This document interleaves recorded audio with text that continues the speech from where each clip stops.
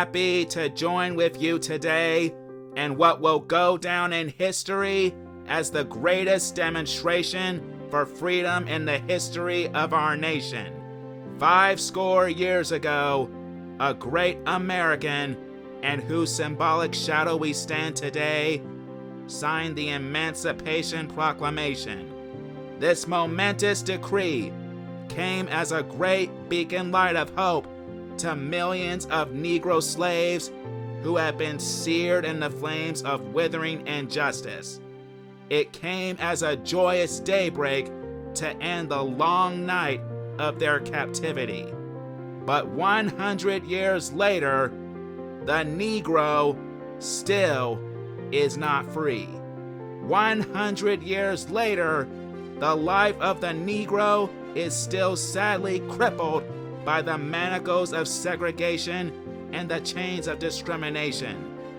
100 years later, the Negro lives on a lonely island of poverty in the midst of a vast ocean of material prosperity. 100 years later, the Negro is still languished in the corners of American society and finds himself in exile in his own land. And so we've come here today to dramatize a shameful condition. In a sense, we've come to our nation's capital to cash a check.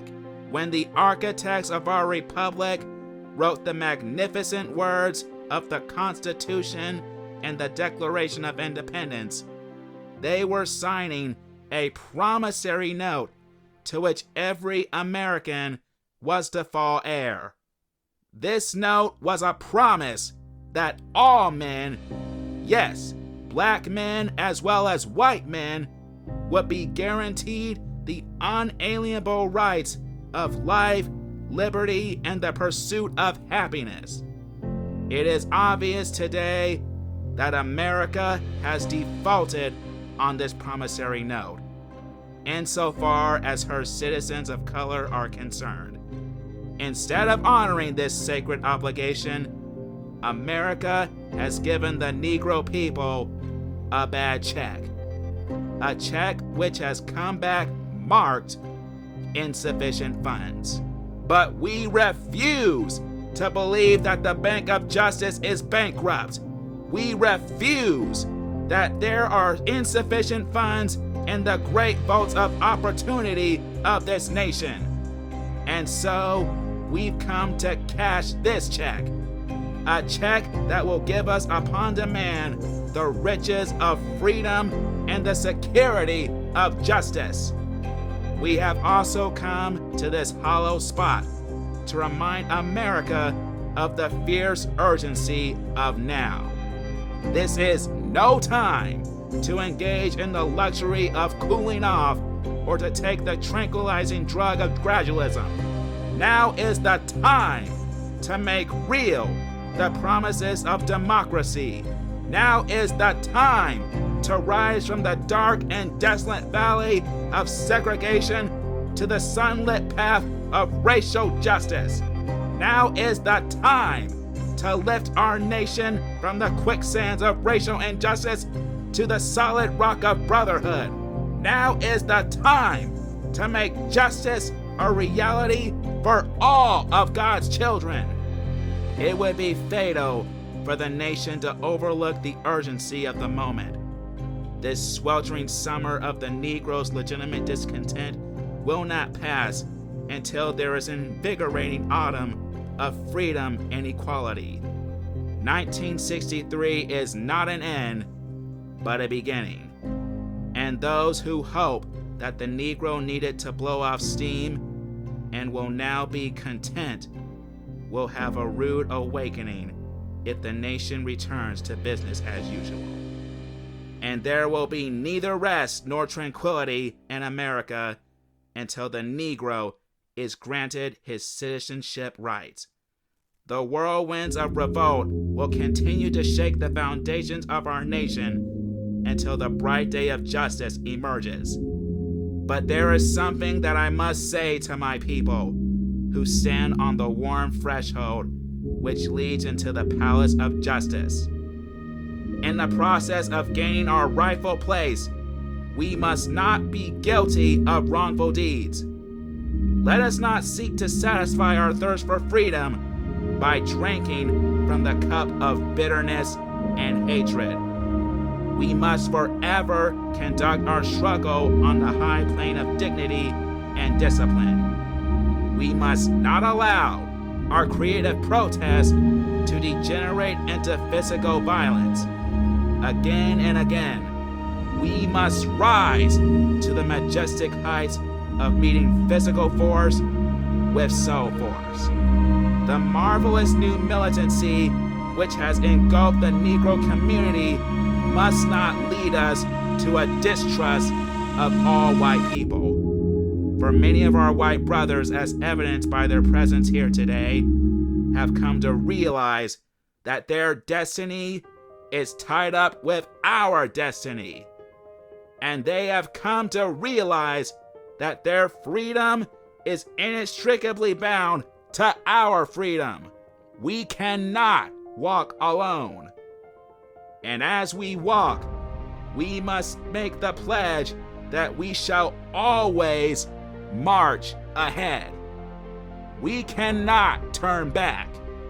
There are those who are asking the devotees of civil rights, when will you be satisfied?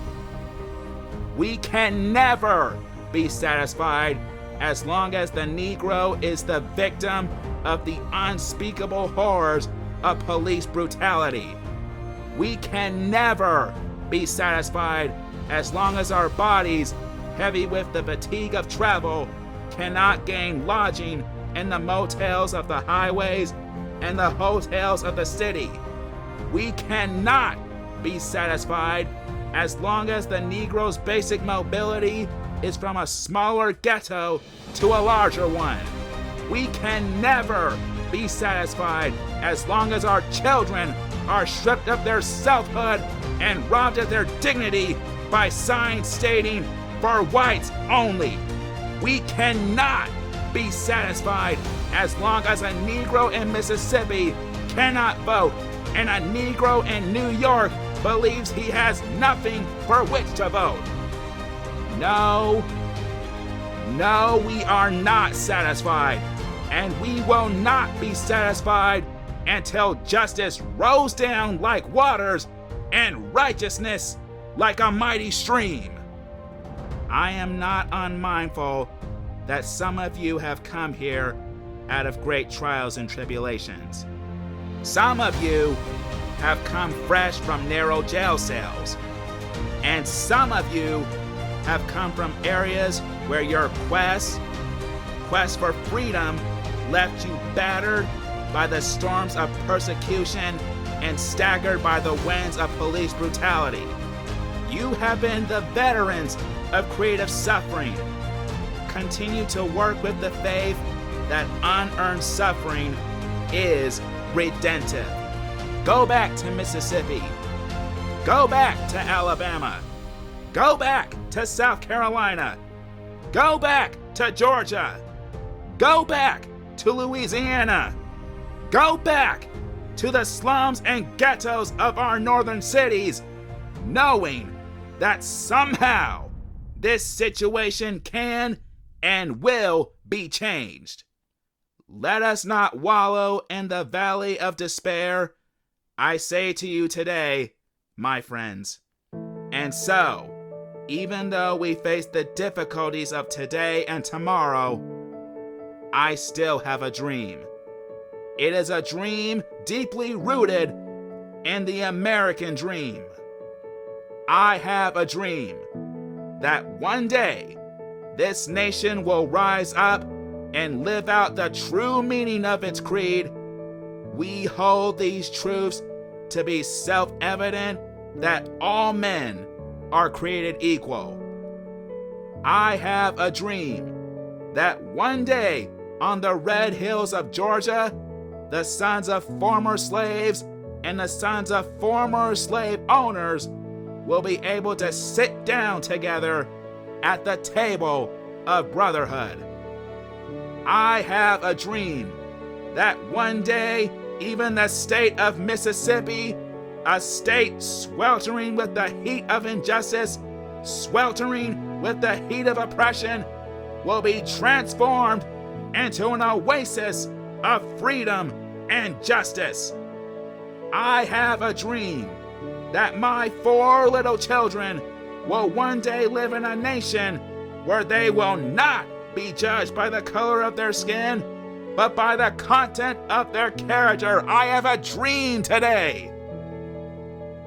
I have a dream that one day, down in Alabama, with its vicious racists, with its governor having his lips dripping with the words of interposition and nullification, one day, right there in Alabama, little black boys and black girls will be able to join hands with little white boys and white girls as sisters and brothers. I have a dream today. I have a dream that one day every valley shall be exalted and every hill and mountain shall be made low. The rough places will be made plain and the crooked places will be made straight, and the glory of the Lord shall be revealed, and all flesh shall see it together. This is our hope, and this is the faith that I go back to the South with. With this faith, we will be able to hew out of the mountain of despair a stone of hope.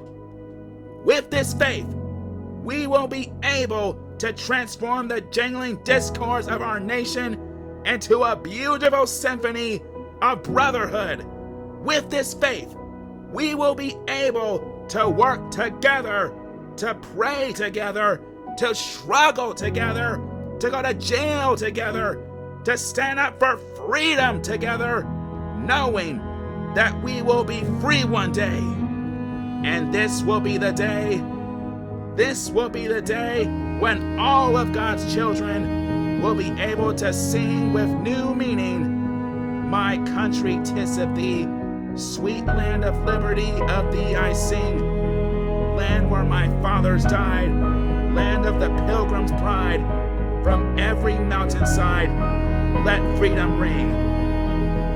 And if America is to be a great nation, this must become true. And so let freedom ring from the prodigious hilltops of New Hampshire.